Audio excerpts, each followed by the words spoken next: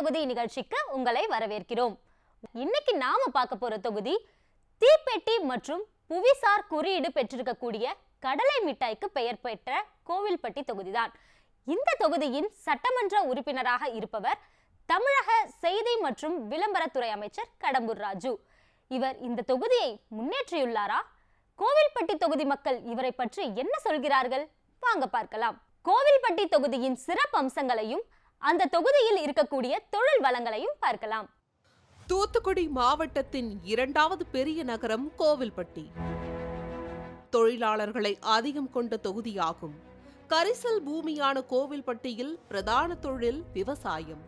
இங்கு சுமார் 1,00,000 ஏக்கர் பரப்பளவில் மானாவாரி பயிர்களான கரும்பு, சோளம், மக்காசோளம், கம்பு, மேலும் சூரியகாந்தி ஆகியவை பயிரிடப்பட்டு வருகிறது. விவசாயத்திற்கு அடுத்தபடியாக தீப்பெட்டி தொழில் உள்ளது. தமிழகத்தில் தீப்பெட்டி தொழிலில் முதலிடம் வகிப்பது கோவில்பட்டி. இங்கு 50,000க்கும் மேற்பட்ட ஆண்கள், பெண்கள் வேலை பார்த்து வருகின்றனர்.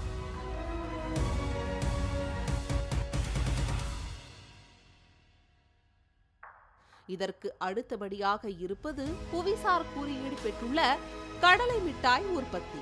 இங்கு தயாரிக்கப்படும் கடலை மிட்டாய் உலக நாடுகள் முழுவதிலும் ஏற்றுமதி செய்யப்பட்டு வருகிறது.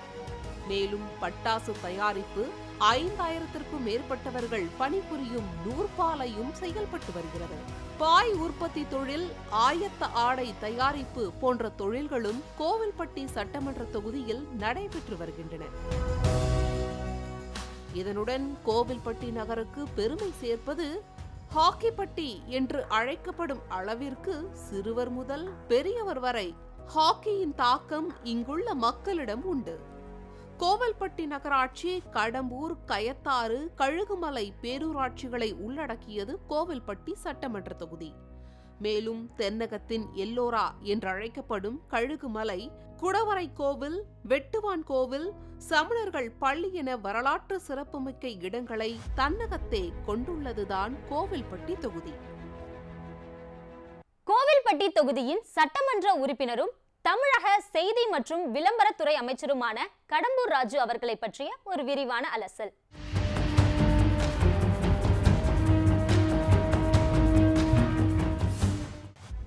கோவில்பட்டி சட்டமன்ற தொகுதியின் தற்போதைய சட்டமன்ற உறுப்பினராக இருப்பவர் கடம்பூர் ராஜு.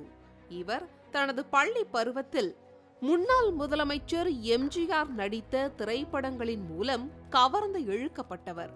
தன்னை சிறு வயதிலேயே அதிமுகவில் இணைத்துக் கொண்டு அரசியல் பயணத்தை தொடங்கினார். அதன் பின்னர் நடைபெற்ற தேர்தல்களில் அதிமுகவிற்காக தனது பணிகளை சிறப்பாக செய்த காரணத்தினால் 1982ஆம் ஆண்டு எம்ஜிஆர் இளைஞரணி ஒன்றிய செயலாளராக எம்ஜிஆரால் நியமனம் செய்யப்பட்டார். 1992இல் மாவட்ட ஜெயலலிதா பேரவை இணை செயலாளராகவும் மாவட்ட ஜெயலலிதா பேரவை செயலாளராகவும் நியமனம் செய்யப்பட்டார். தற்பொழுது அதிமுகவின் தூத்துக்குடி வடக்கு மாவட்ட செயலாளராகவும் உள்ளார். இவருக்கு கடந்த 2011ஆம் ஆண்டு கோவில்பட்டி தொகுதியில் போட்டியிட வாய்ப்பு வழங்கப்பட்டது. இதனையடுத்து தன்னை எதிர்த்து போட்டியிட்டவர்களை வீழ்த்தி முதன்முறையாக சட்டமன்றத்திற்கு சென்றார். அதன் பின்னர் 2006ஆம் ஆண்டு அதிமுக சார்பில் கடம்பூர் ராஜுவுக்கு வாய்ப்பு வழங்கப்படாமல் வேறு ஒருவருக்கு வழங்கப்பட்டது. ஆனால் சில நாட்களிலேயே அவரை மாற்றிவிட்டு மீண்டும் கோவில்பட்டி தொகுதியில் போட்டியிட வாய்ப்பு வழங்கப்பட்டது. அவர் தன்னை எதிர்த்து போட்டியிட்ட வேட்பாளரை குறைந்த வாக்குகள் வித்தியாசத்தில் வீழ்த்தி 2வது முறையாக வெற்றி பெற்று சட்டமன்ற வேட்பாளராக தேர்ந்தெடுக்கப்பட்டார்.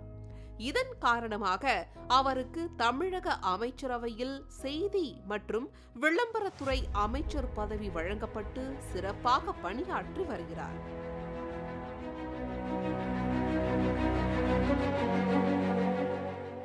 கோவில்பட்டியின் சட்டமன்ற உறுப்பினர் கடம்பூர் ராஜு அவர்கள் தேர்தல் சமயத்தில் கொடுத்த வாக்குறுதிகளை முழுமையாக நிறைவேற்றியுள்ளாரா? இதோ பார்க்கலாம்.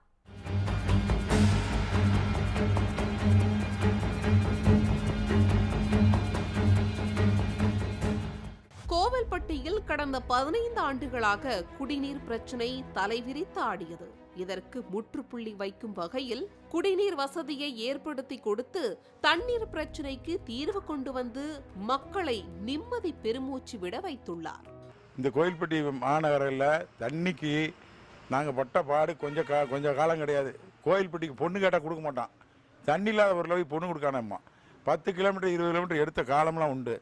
இன்னைக்கு இந்த கடம்பூர் ராஜ் வந்ததுக்கப்புறம் அவர் 2 பேரும் எனக்கு வந்திருக்காரு. வந்ததுக்கப்புறம் தண்ணியை இன்னைக்கு கோவில்பட்டியில் ஒரு 40 வருஷ கால பிரச்சனையை தண்ணி இல்லாமல் தீர்த்து கொடுத்த மனுஷன் கடம்பூர் ராஜ் தான். இந்த நம்ம சட்டமன்ற உறுப்பினர் தான். கோவில்பட்டியில் முக்கிய தொழிலான தீப்பெட்டி தொழிற்சாலை 18% GST வரியினால் மிகுந்த சிரமத்திற்கு தள்ளப்பட்டுள்ளது. இவர்களின் துயரினை போக்கும் பொருட்டு 12% GST வரியினை குறைத்து கொடுத்துள்ளார். மேலும் இவர்களுக்கு என நல வாரியத்தையும் அமைத்து கொடுத்துள்ளார்.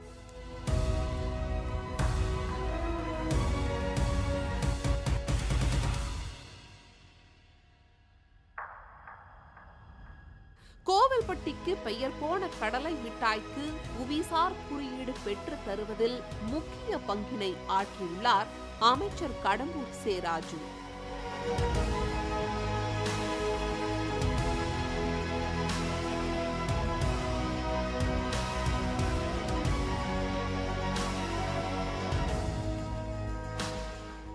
கோவில்பட்டி பேருந்து நிலையத்திற்கு புதிய கட்டிடங்களை கட்டி கொடுத்து புதுப்பித்து கொடுத்துள்ளார்.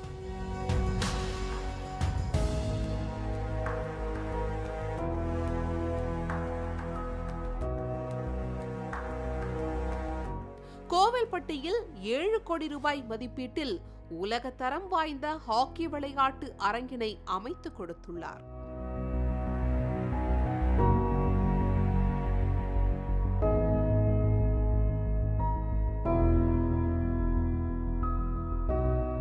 நமது தொகுதி தன்னிறைவுப்பட்டிருக்கு. ஏன்னு கேட்டிங்கன்னா இன்றைக்கி ஹாக்கி ஸ்டேடியம், கோவில்பட்டினாலே ஹாக்கி தான் ஒரு ஃபேமஸ்ஸு. ஹாக்கி ஸ்டேடியம் இன்றைக்கி ஒரு 7 கோடி ரூபா மைதானத்தில் வெளிநாட்டு ரேஞ்சில் ஹாக்கி ஸ்டேடியம் இன்றைக்கி அமைச்சர் தான் கொண்டு வந்திருக்காரு. கோவில்பட்டி நகராட்சிக்கு புதிய கட்டிடங்களை கட்டி கொடுத்துள்ளார். மேலும் கோவில்பட்டி நகரில் உள்ள நீர்நிலைகளை ஆக்கிரமித்து செய்திருந்த பகுதிகளை அகற்றி விரிவாக்கம் செய்து கொடுத்துள்ளார். தாலுகா ஆபீஸ் கட்டணம் நடந்துட்டு இருக்கு, நகராட்சி கட்டணம் நடந்துருச்சு. இப்படி நிறைய விஷயங்கள் சொல்லலாம். அந்த மாதிரி நிறைய பண்ணியிருக்காரு. நிறைய இருந்தாலும் ஒரு சில இந்த ரோடு மாதிரி விஷயங்கள்லாம் இன்னும் கொஞ்சம் அவர் வேலை செஞ்சாங்கன்னா இன்னும் கொஞ்சம் நல்லா இருக்குங்கிறது எங்களுக்கு உண்டான விருப்பம்.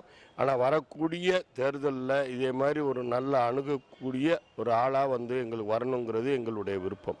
கோவில்பட்டி தொகுதியின் வெற்றியாளரை தீர்மானிக்க போகும் மக்களின் நீண்ட நாள் கோரிக்கை என்ன என்பதை பார்ப்போம்.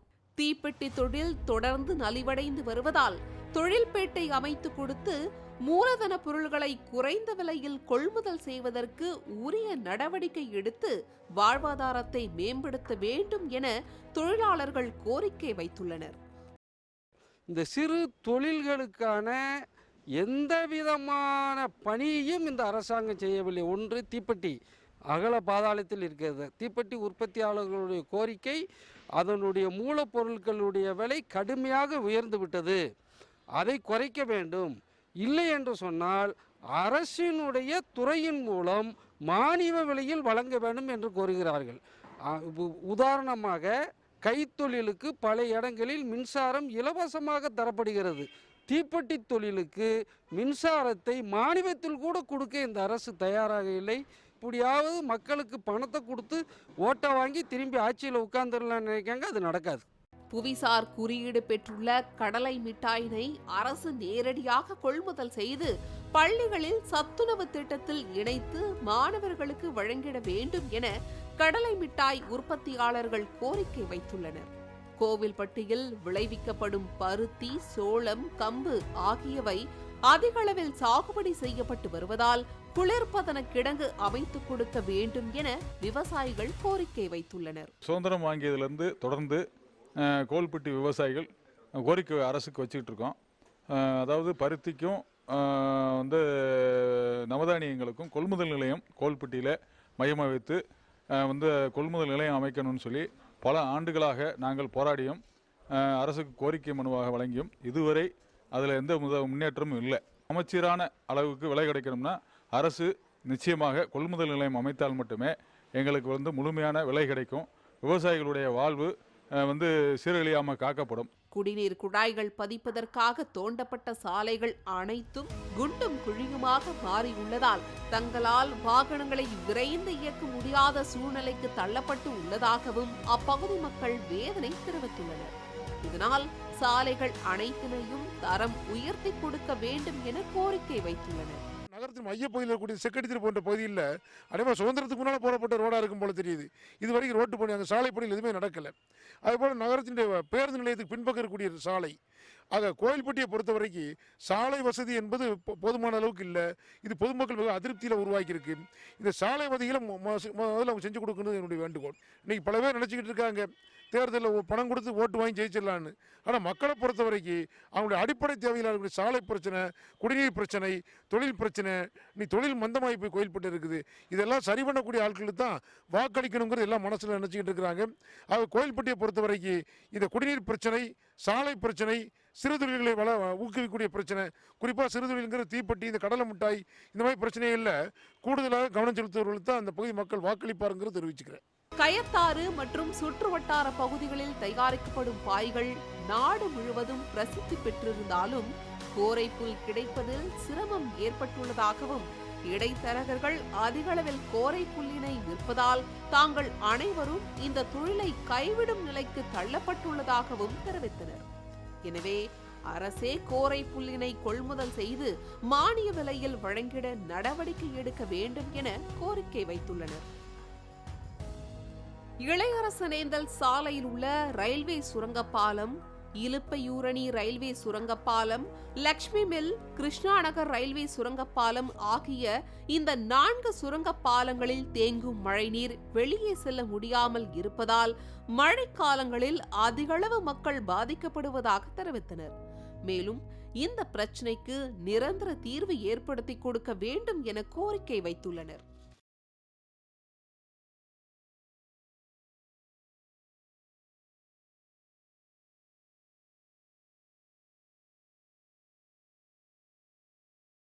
இங்கே இளையசர் ரயில்வே கேட்டுக்கு வந்து மேம்பாலம் வந்து வைகோ காலத்தில் அவர் பெருமிச்சு வாங்கினதை அந்த பகுதி மக்களுடைய போராட்டத்தின் காரணமாக சுரங்கப்பாதை ஆக்கினாங்க. இன்றைக்கி அந்த சுரங்கப்பாதை ஆக்கினதுனால அங்கே இருக்கிற பக்கத்தில் இருக்க ட்ரெயினேஜ் தண்ணி பூரா அந்த சுரங்கப்பாதையில் பூந்துக்கிடுது. இணைப்பு சாலை இல்லை. அதனால் வந்து மார்க்கெட் ரோடு கம்ப்ளீட்டாக அடப்பட்டு கிடக்கு. இப்போ மார்க்கெட்டுக்கு போகணும்னா முடியாது அந்த பகுதியிலேருந்து. அதேமாதிரி ஆம்புலன்ஸ் போகிறதுக்கும் அந்த பகுதி மக்களுக்கு வாய்ப்புகள் இல்லை. மேலும் சர்வீஸ் ரோடு, இப்போ கோயில்பட்டி அந்த சங்கலிங்கபுரத்துலேருந்து மூப்பம்பட்டி போகிறதுக்கு சர்வீஸ் ரோடு ரொம்ப மோசம். இது போன்ற ஒரு அடிப்படை பிரச்சனைகளை தீர்க்க வேண்டும் என்பது கோயில்பட்டி மக்களின் சார்பாக கேட்டுக்கொள்கிறேன். இளையரசனேந்தல் ரயில்வே சுரங்கப்பாலத்தின் இருபுறமும் கடந்த 8 ஆண்டுகளுக்கு மேலாக சர்வீஸ் சாலை அமைக்கப்படாத காரணத்தினால் வாகனங்கள் செல்ல முடியாத சூழ்நிலை உள்ளதால் சாலையினை சரி செய்து தர வேண்டும் என கோரிக்கை வைத்துள்ளனர். இதேபோன்று தென்னகத்தின் எல்லோரா என்று அழைக்கப்படும் கழுகு மலையில் சுற்றுலாவை மேம்படுத்தி அப்பகுதி மக்களின் வாழ்வாதாரத்தை உயர்த்த வேண்டும் என வலியுறுத்தியுள்ளனர். மேலும் கடந்த 13 ஆண்டுகளாக 2 மாவட்ட எல்லை பிரச்சினையில் தவித்து வரும் இளையரசனேந்தல் பிர்காவ பகுதியில் உள்ள 12 ஊராட்சிகளை முழுமையாக தூத்துக்குடி மாவட்டத்துடன் இணைக்க வேண்டும் என்பது அப்பகுதி மக்களின் முக்கியமான கோரிக்கையாக உள்ளது. எங்களுக்கு வந்து நீதித்துறை, அதே மாதிரி காவல்துறை, சுகாதாரத்துறை மற்றும் எல்லா விஷயங்களும் எங்களுக்கு வந்து தூத்துக்குடி மாவட்டத்தில் இணைஞ்சாச்சு. ஆனால் இன்னைக்கு வரைக்கும் 2008 இருந்து இன்னைக்கு வரைக்கும் எங்களுக்கு இழுபறியாக இருக்கக்கூடியது இன்னைக்கு ஒன்றியம் தென்காசி மாவட்டத்தோடு இருக்குது. அதே மாதிரி மின்சாரத்துறையும் எங்களுக்கு தென்காசி மாவட்டத்தில் இருக்குது. அது மட்டும் இல்லாமல் மேல்நிலை கல்வி எல்லாமே தூத்துக்குடி மாவட்டத்தோடு மாறிடுச்சு. ஆனால் தொடக்க கல்வி இன்னமும் தென்காசி மாவட்டத்திலே இருக்குது. இப்படி பல்வேறு இன்னல்கள் வந்து நாங்கள் இன்றைக்கி வந்து 2008 இருந்து இன்னைக்கு வரைக்கும் நாங்கள் அனுபவிச்சுட்ருக்குறோம். அந்த இன்னல்களை வந்து உடனடியாக இந்த அரசாங்கம் வந்து தீர்க்குமான்னு சொல்லி எதிர்பார்த்து கொண்டே இருக்கிறோம். எண்டில் கூட தீர்க்காமல் இருக்கிறது மிக கவலை அளிக்கிறது. கோவில்பட்டி தொகுதியில் இருக்கக்கூடிய வாக்காளர் நிலவரங்களையும் இதுவரையில் அந்த தொகுதியில் அதிகப்படியான வெற்றிகளை பெற்ற கட்சியின் நிலவரங்களையும் பார்க்கலாம். கோவில்பட்டி சட்டமன்ற தொகுதியில் 1,35,385 பேர் பெண் வாக்காளர்களும் 1,29,484 பேர் ஆண் வாக்காளர்களும் 31 மூன்றாம் பாலின வாக்காளர்கள் என மொத்தம் 2,64,900 வாக்காளர்கள் உள்ளனர். கோவில்பட்டி சட்டமன்ற தொகுதியில் 1952 ஆண்டு முதல் தற்போது வரை 15 முறை சட்டமன்ற பொது தேர்தல் நடைபெற்றுள்ளது. கோவில்பட்டி சட்டமன்ற தொகுதியில் 1952 ஆண்டு முதல் 2016 ஆண்டு வரை நடைபெற்ற சட்டமன்ற தேர்தலில் காங்கிரஸ் 2 முறையும், அதிமுக 4 முறையும், இந்திய கம்யூனிஸ்ட் கட்சி 7 முறையும், சுயேட்சை வேட்பாளர்கள் 2 முறையும் வெற்றி பெற்றுள்ளனர். 1952 ஆண்டு நடைபெற்ற முதல் சட்டமன்ற தேர்தலில் காங்கிரஸ் கட்சியை சேர்ந்த ராமசாமி அங்கு வெற்றி கொடியை நாட்டினார். அதன் பின்னர் கோவில்பட்டி தொகுதியை கம்யூனிஸ்ட் கட்சியை சேர்ந்த சோ அழகர்சாமி தொடர்ந்து 5 முறை வெற்றி பெற்று கம்யூனிஸ்ட் கோட்டையாக மாற்றினார். இதனையடுத்து 2006 ஆண்டு முதல் தற்போது வரை கோவில்பட்டியை தனது கோட்டையாக மாற்றியது அதிமுக. இந்த நிலையில் கடந்த 2016 ஆண்டு நடைபெற்ற தேர்தலில் அதிமுக சார்பில் 2வது முறையாக களம் கண்ட கடம்பூர் சே ராஜு தன்னை எதிர்த்து திமுக சார்பில் களம் கண்ட சுப்பிரமணியனை வீழ்த்தி வெற்றி பெற்று தற்போது செய்தி மற்றும் விளம்பரத்துறை அமைச்சராக பதவியேற்று தமிழக அமைச்சரவையினை அலங்கரித்து வருகிறார். கோவில்பட்டி தொகுதியில் தொடர்ந்து 2 முறை வெற்றி பெற்றுள்ள அமைச்சர் கடம்பூர் சே ராஜுவுக்கு மக்களின் மத்தியில் ஆதரவு இருந்து வந்தாலும் வருகின்ற சட்டமன்ற தேர்தலில் போட்டியிட்டு ஹேட்ரிக் வெற்றியை பதிப்பாரா, இல்லை திமுக உள்ளிட்ட மற்ற கட்சிகள் இவருக்கு இணையாக பலம் பொருந்திய நபரை எதிராக நிறுத்தி வெற்றி பெறுமா என்பதை நாம் இன்னும் சில நாட்கள் பொறுத்திருந்துதான் பார்க்க வேண்டும். உங்கள் தொகுதியின் வெற்றியாளரை தீர்மானிக்கும் பொறுப்பு உங்களுடையது. அதை உணர்ந்து அனைவரும் வாக்களியுங்கள். இணைந்திருங்கள். இது நம்ம தொகுதி. ஒரு சிறிய இடைவேளைக்கு பிறகு தூத்துக்குடி சட்டமன்ற தொகுதியை காணலாம். இணைந்திருங்கள். இது நம்ம தொகுதி.